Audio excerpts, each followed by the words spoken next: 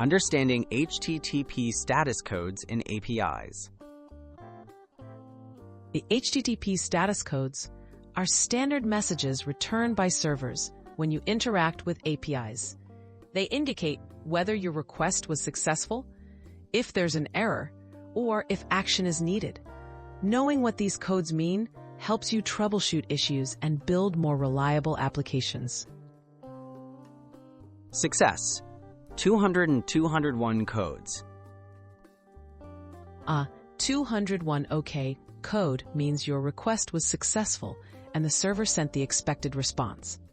201 created is returned when a new resource has been made, like after a successful post request. When you see these codes, no action is needed. Your API call worked as intended. Redirection and informational codes: 301, 302, and 304. 301 moved permanently, and 302 found tell you that the resource has moved, and you may need to update your URLs. 304 not modified means the data hasn't changed, so you can use what you already have cached. These codes often signal that updates to client logic may be needed.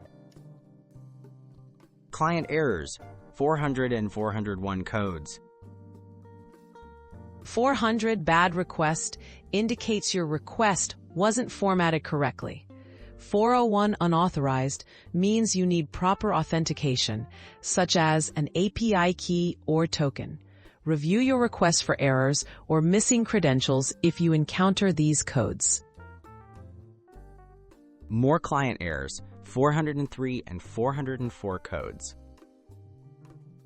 That's 403 forbidden.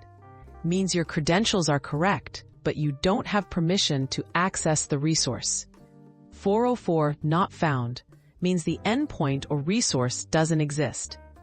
Double-check resource URLs and permissions if you receive these responses. Server errors: 500 and 503 codes.